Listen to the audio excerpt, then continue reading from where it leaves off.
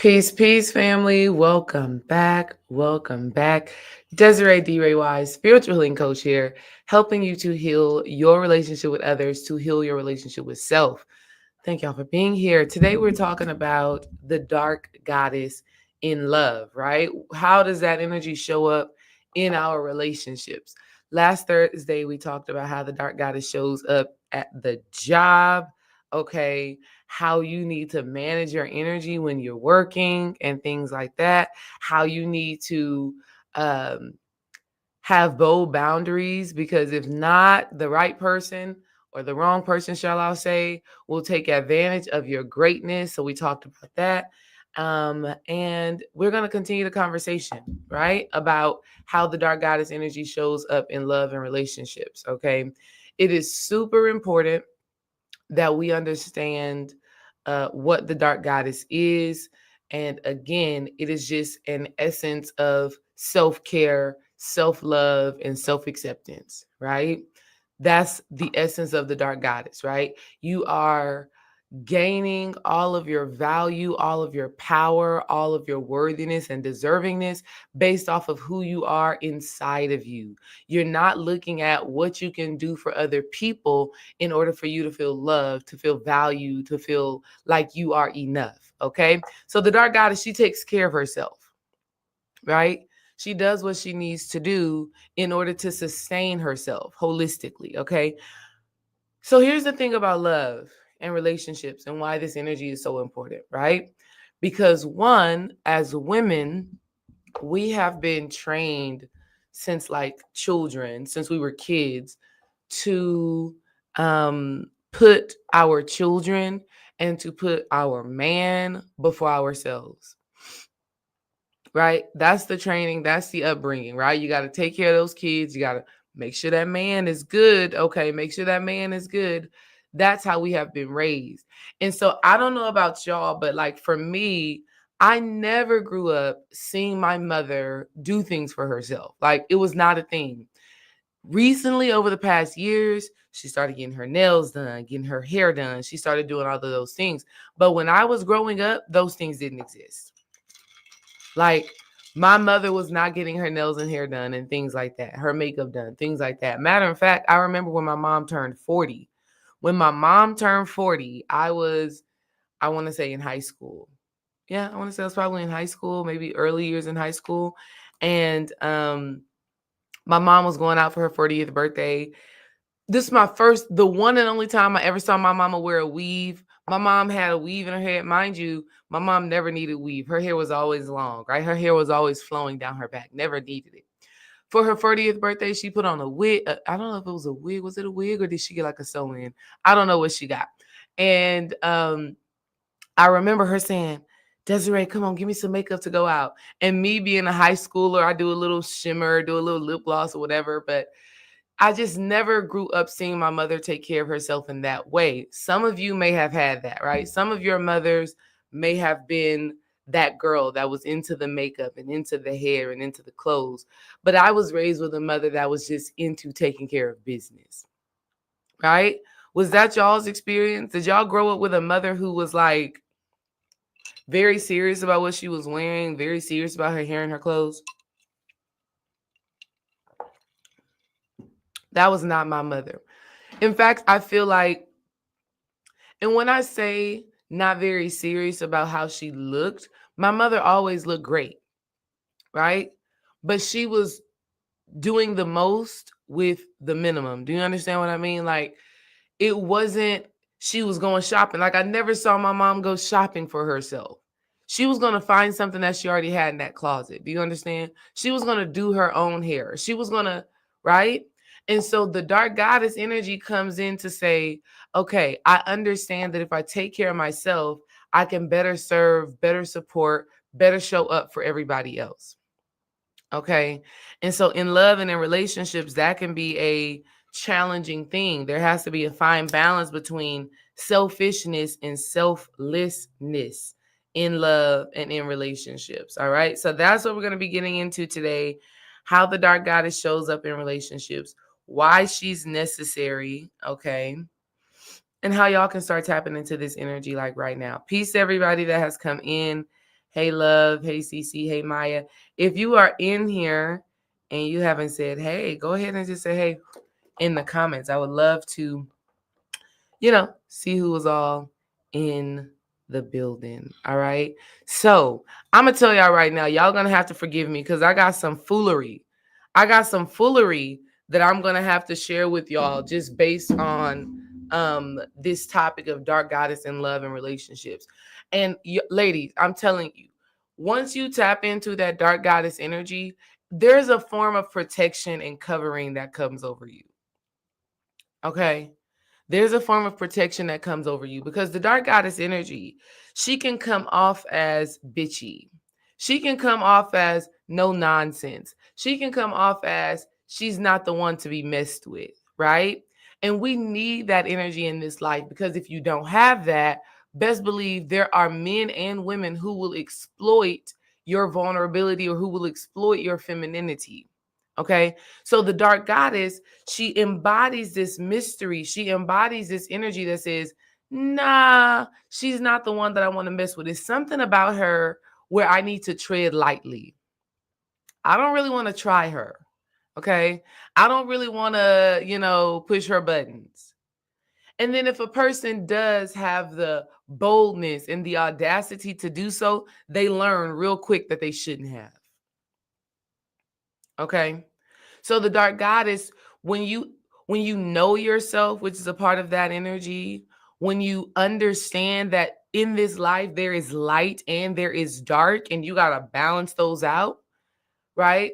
When you are willing to look at the ugly stuff in this world, right? The abuse, the trauma, like when you're willing to look at that and sit with that and understand the impact that has had on your life and who that has made you to become, there's just a different way that you show up in the space, right? There's a different way that you show up in rooms. There's a different way that you show up in family. There's a different way that you show up in relationships. There's a different way that you show up in dating. Okay.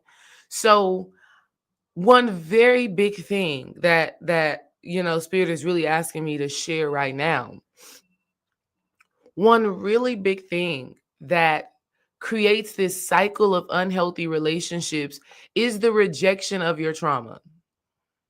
Okay.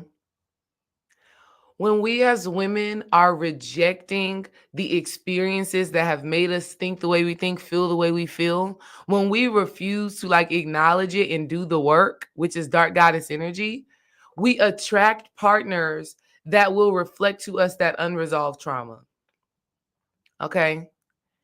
And listen, even if you are in the midst of your work, even if you know you got some shit you got to work on, right? You can still be in a relationship. Those things will be highlighted, but because you are aware and you're doing the work, you still can have a healthy love and a healthy connection, right? You still can do the work using that reflection on purpose rather than blaming, projecting, and acting like, oh, it's just my man or it's just my partner, or it's just my family that is causing you all of this strife. Okay.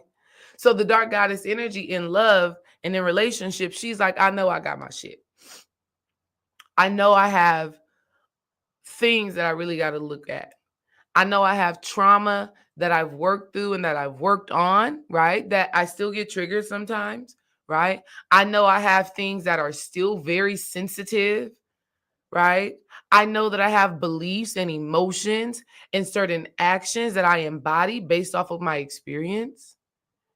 So it's like, I know that. So when I get in connection with somebody, when I get attached to somebody, at this point, I can now say, okay, if this happens, if I feel this, right? If this person says this, if they do this, I'm going to react in this way, right? Because it's trauma. It's in me, right? It's shaped me. It's molded me.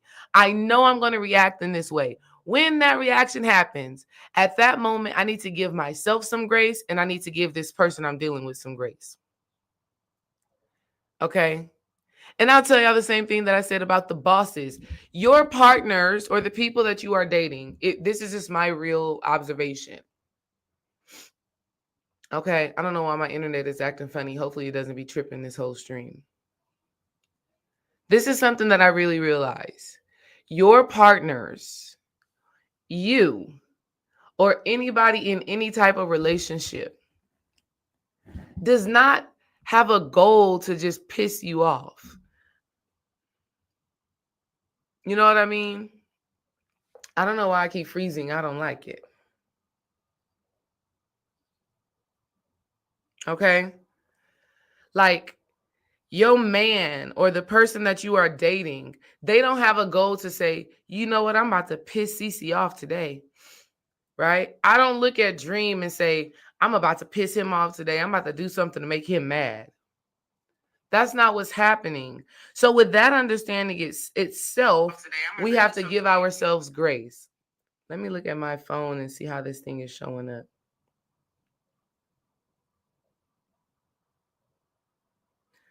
I don't know why this thing is freezing like this. Don't like it, but it is what it is.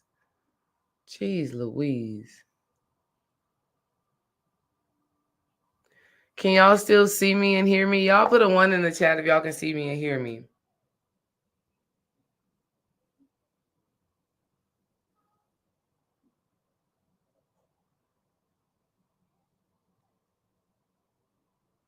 Because I know it's doing something funny. I keep on seeing little freezes.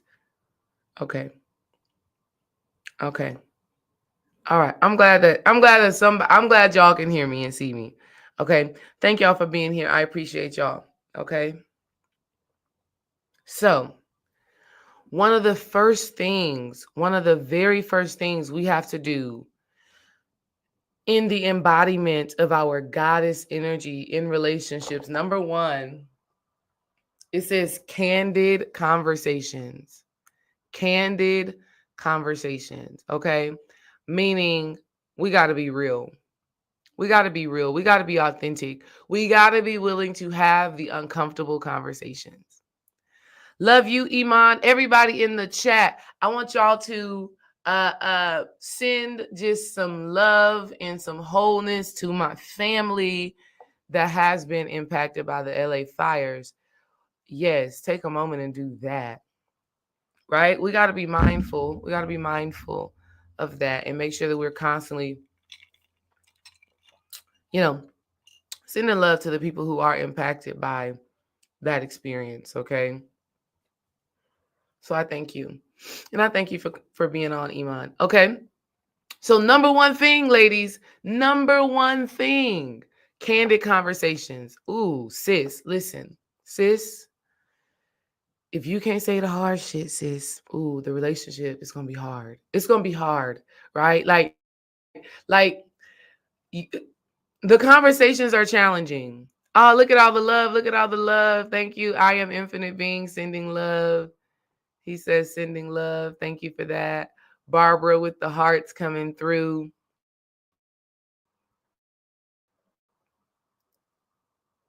I love y'all. And my computer is still acting funny. So goodness grace. Like, why when Dream was just live, right? Dream was just live, like on Tuesday. I don't remember seeing his stuff like freezing. And now look at mine. Now look at mine. I'm coming with some realness that needs to be heard and understood, and the computer want to be acting like this. And it's plugged into the Ethernet cord. So what's up? What's up? I don't like that. It does that from time to time. Fight through it. Okay, I guess I gotta fight through it, but I feel like it's just doing it way too much for me right now. Like it's just doing it way too much for me. And I'm like companies, like internet people, like what's going on? What's going on, people? Anyways, hey to everybody that has come in. Hi, Kevin. Hi, Linda. Hi, I am Infinite Being. Hi, Barbara. Welcome, y'all. Thank y'all for spending some time with me. I know you could have been anywhere else on this Thursday morning, but you decided to come spend some time with me. So I love you and I appreciate you and I honor your time. Okay. So, and then since we have gentlemen in here, brothers, listen, If we want to have relationships that are sustainable, that are powerful, that are healing, that are transformational, we got to be willing to talk about the ugly shit, right? But not only that, we got to be willing to talk about um, the desires of our hearts, right? Like what we truly want out of life, so that we can see if we really align with whoever we're dating and talking to. Okay, you got to have candid conversations. And I think in today's time, people are talking about things that don't matter, really. Okay, they're talking about things that don't really matter, like um how you feel about going 50-50. Like, yes, that is an important conversation at some point, but before you even get to that point, before I even talk about 50-50 with somebody, I need to know if you and I align spiritually, mentally, emotionally. Then we can get to the financial part. But a lot of times people are talking about the financial part and not talking about how compatible you are from the mental, emotional perspective. What are your thoughts on spirituality? What are your thoughts on growth? What are your thoughts on healing? How do you handle conflict? Because if those things aren't working, the finances is not going to work. Okay? So step number 1, as a goddess, right? As a woman that is truly taking care of herself, loving herself, honoring herself in relationships, you got to be willing to speak your truth. All right? And you want to know another reason why I think many women have been afraid of speaking their truth is because there's this like subconscious belief that if I speak my truth, if I tell the things that challenge me, if I tell the beliefs and the things that I value, if I share that, I may not be liked and I may not be well received. Well, ladies, that's the point. That's the point. We want to go ahead and cut through all the bullshit. We want to go ahead and cut through all the fluff. We want to get to what actually matters to us. Okay? And the reality is, as a woman, we have to know, and men, because there's some men in here, we have to know that there is a person, there are people who have been assigned to our lives that we don't have to hide from. Okay? It just is what it is. You want to know something so beautiful? Um, I'm gonna tell y'all the truth. So I had a college boyfriend. Who um was very reserved, right? He was very like cool, calm, and collected, right? Like very quiet. I was like, you must have like never went through shit in your life, because how are you like this calm or this kind of passive in a sense? And, at some point in that relationship, I felt like I couldn't be the loud, boisterous, bold Desiree, because whenever I was around him, like he was always just so quiet. Like he wasn't the person like in a party that would be like vocal or that would be fun, or it took a long time for him to let that fun part out of him. And so like in that relationship, I remember like being more quiet, being more calm, being more of that way, which is not really like my personality, right? Like my personality is really like bold, it's vibrant, it's fun, it's loud. Like even when Dream and I got together, he would always complain about how loud I was. And I'm like, dude, first of all, I'm not loud. It's not loud. Like I'm not yelling, right? I'm just having fun. I'm enjoying myself. But a lot of like what I realized from that relationship in college was like I wasn't being myself because I was subconsciously feeling like if I let all of that out, I wouldn't be liked, right? And so what I realized now as I've matured is that if that person, this is for all of you ladies and men, if that person doesn't like or cannot handle the fullness of who you are, then that person is not for you. And so when we're talking about candid conversations, we're talking about how authentic can you be, right? The dark goddess is like, I love myself. I accept myself. I embrace myself. And so I'm not going to hide or dim my light to make somebody else feel comfortable. Okay. The dark goddess knows and understands that there is somebody out there who is willing and ready to accept her multi-dimensional self. And so like when Dream and I got together, I never went through that phase of like being more reserved, right? Like I was always fun, talkative, vibrant, and my inner child really got to shine through. Okay. So when it comes to candid conversations, which is one of the very first things in love and relationships that is necessary to thrive, you got to let that inner child shine through, right? You got to allow yourself to be vulnerable. You got to allow yourself to keep it real. You got to allow yourself to be who you've always wanted to be, not who people, kind of trained you to be. And this is what I mean by that. When I was a kid, y'all, I was always like rooting for people, cheering people on, the happy girl, the smiling girl. Like that was always me, right?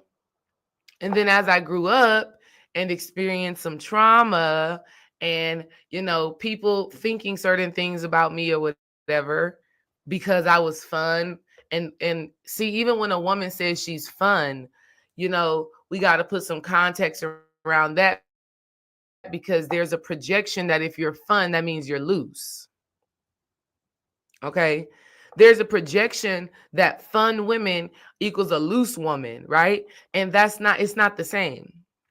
And so I was always the kid that was encouraging people, motivating people. Hence why I'm on YouTube now. That's always who I was. But as I went through trauma, I kind of stopped doing that because I realized a lot of people wasn't appreciating it.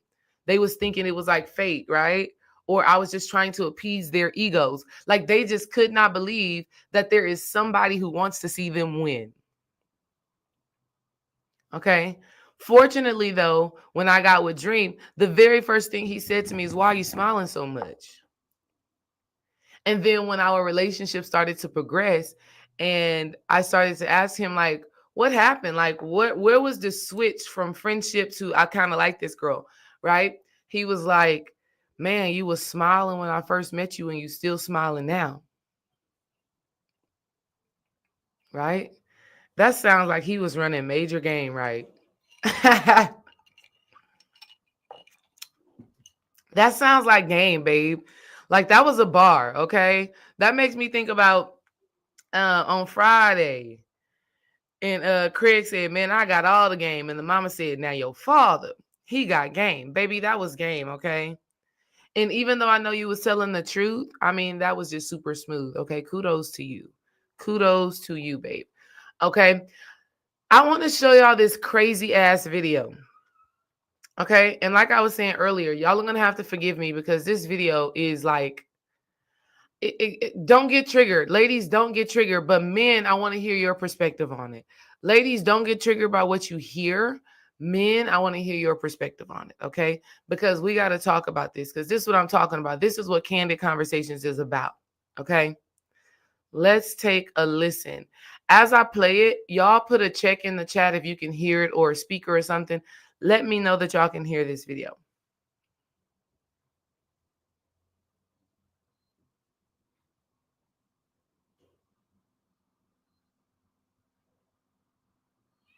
Let me rewind it. Wait. The minority. And let's be honest here. The average black woman's 187 pounds, loud, obnoxious, rude. The minority. And let's be honest here. The average black woman's 187 pounds, loud, obnoxious, rude, fake hair. They've done studies on like a customer service, and black women rank the lowest for getting a customer service representative that's black, and then also waiting on a table of black women. Yeah. So servers say they hate serving black women the most, and then people that call customer service say they hate dealing with black women the most. So it's like, bro, what the is going on here, man? And then on top of that, black women don't have a general respect for masculinity because a lot of them grow up in fatherless households. They grow up being told, your daddy ain't your ain't then you listen to the music and it's this like continuous and very pernicious cycle of just constant on men. So by the time she comes to you, she doesn't really have an appreciation or respect for masculinity, and most importantly, your authority. So she doesn't feel as though she needs to submit to you and follow you. So these are just some of the issues that plague the black community. Again, I want to be clear about this. Is this all black women? No, but we can't sit here and lie and say that it's not something that permeates throughout the culture and isn't endorsed, supported, and most importantly, encouraged. The minority. This dude, and listen, let's be honest. Listen, this dude, I didn't let him piss me off by saying all of what he just said, but I was looking at him upside his head. And I just want to say this, like, you can look at that dude right there and listen, it just is what it is, right? There are some people in life that are ugly. Okay? Let's just be real. When I say ugly, I'm not even talking about appearance. I'm not even talking about appearance, even though his appearance speaks to his spirit. Okay? His appearance speaks to his spirit. All right? But I wanted to share that with y'all because I think as black women or women of color, whatever, we got to understand that there are men out here who think like this, for real, for real. And if you are unaware of this as a woman, oh my God, you will put yourself in spaces and places around a man like this, and you don't even know that you are literally in a space of war, a space of battle. Okay. And, it's just, here's the funny part about this. So I saw that post. Clearly, that guy is traumatized by a black woman, right?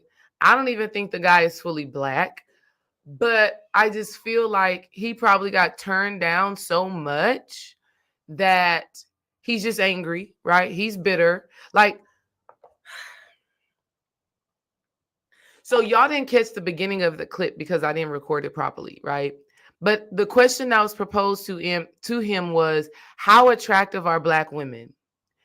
And he said, black women are at the bottom. Black women are the least attractive. First of all, the audacity. The audacity was crazy. Okay? The audacity is crazy.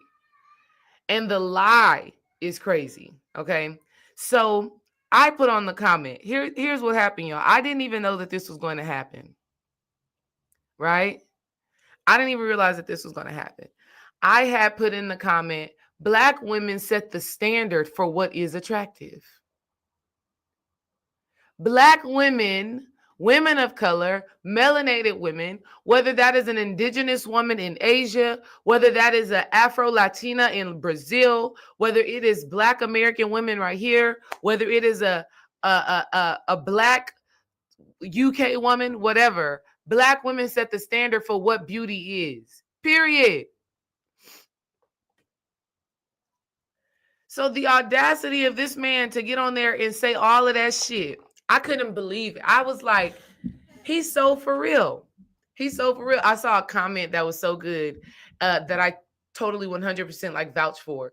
And it said, men ain't laying hands on other men like they used to. Because this man right here should have been popped in his mouth like long time ago. Long time ago. The only thing that I've saw that was a kind of a response to this man's insanity was Drewski.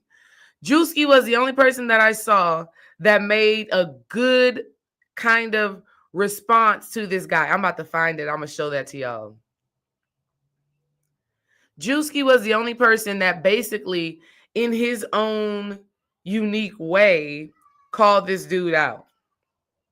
He's ridiculous. The microphone needs to get taken away because the brother is just like, oh, look, it's at the top. He is so silly. Oh, okay. I'm going to record this. Hold on. Let me see how I can record this.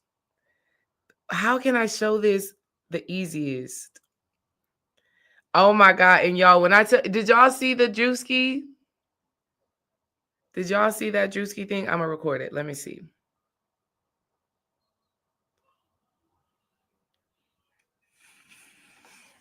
I'm going to record it and then let y'all see it. Because Drewski was the only man that addressed the Fresh and Fit guy from a clever perspective in his own Drewski way. So I'm going to record it and I'm going to let y'all see it. But at the end of the day, Women, we have to understand that there are men that exist out there that think like that man, right? How do I know this to be true? How do I know this to be true? Y'all, hold on. Let me finish this juice so I can send it to y'all. First thing first in the morning, you gotta get up and get you some money. If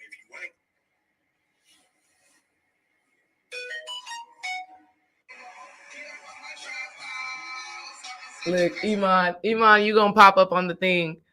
Okay, so here's the thing. I knew that there were more men out there that believe that same rhetoric because I commented on it. The comment that I put on the post was Black women, melanated women, set the standard for what beauty is. Okay. When I tell y'all, I got so many comments. From men talking about how can a Black woman set the standard wearing a white woman's hair, wearing an Indian woman's hair, wearing all of that makeup. How can she set the standard? And I'm like, and I cannot believe this, y'all. I cannot believe this. These are Black men that are messaging on my comment saying they don't know how a Black woman can set the standard because she wears a wig, because she wears makeup. Okay? Understand that there's some men out there who you are coming in contact with on a regular basis, whether they are at your job, whether they are, in your communities, you running into them at the store. There are men out there that literally think like that. Okay? And I want y'all to really understand that. I want y'all to really look at that and know who you dealing with, because you may be in a relationship with a guy. You may be interested in a guy. Let's be real. This is why candid conversations is so important. This is why when you dating a man, you need to ask him, how is his relationship with his mama? Because if he has strife or resentment towards his mama, he will more than likely have strife or resentment towards you. That just is what it is. That just is what it is. If a man has a healthy relationship with his mama, a healthy connection with his mama, right? Not he not playing mama. He not the son, but also the mama's husband. So that's why I want to clarify a healthy relationship with his mama. If a man has a healthy relationship with his mama, you may be in luck. And even if the relationship isn't perfect, right? Because it don't got to be perfect, right? Sometimes the relationships have to grow. Sometimes the relationships, the relationship between mother and son has to be cultivated as a son gets older and as a mother gets older, right? The lines and the barriers between that, we got to be careful with, right? Because sometimes mothers can become reliant on their sons, not understanding that a married son, a son that has children, there's a different line of priority, right? And the first priority is his connection to the divine, making sure that he is in tune, making sure that he is no matter what his spiritual practice is, whether he is a spiritualist, a Christian, whatever. First thing first, a man must make sure, right? A man must make sure that he is in tune with that divine sacred energy. Cultivated. Period. That's number one.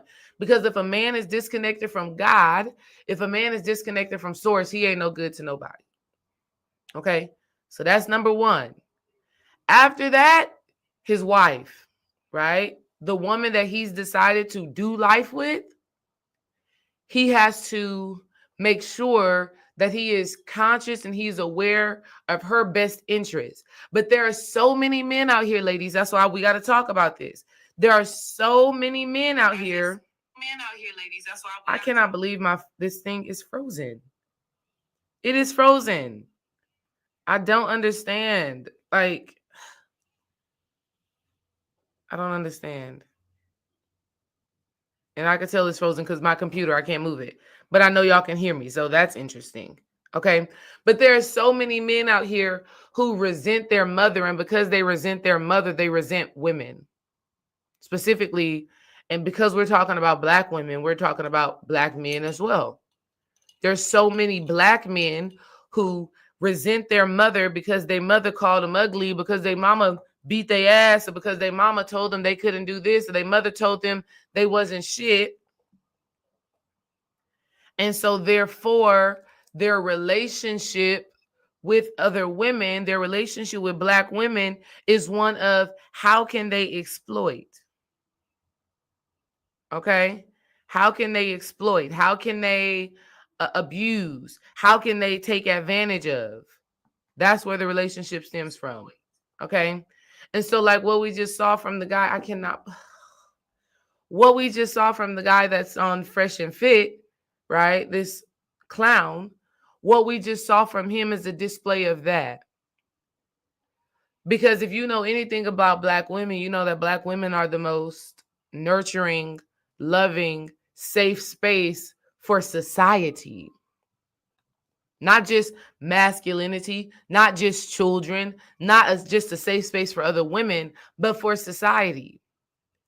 There's a video of an Indian man who was in like the UK, and he said that his mother told him this.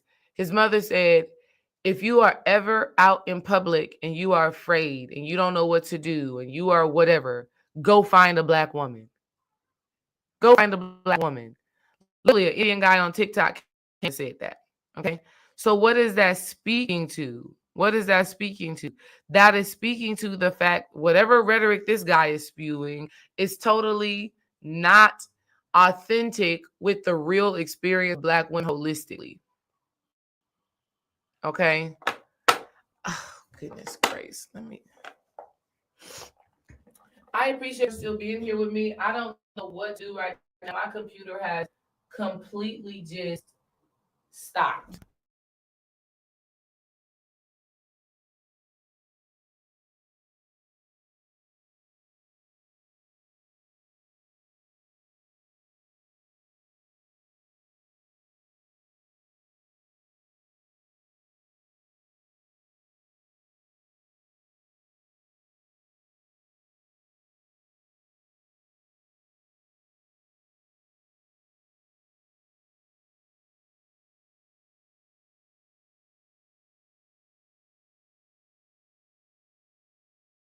Nothing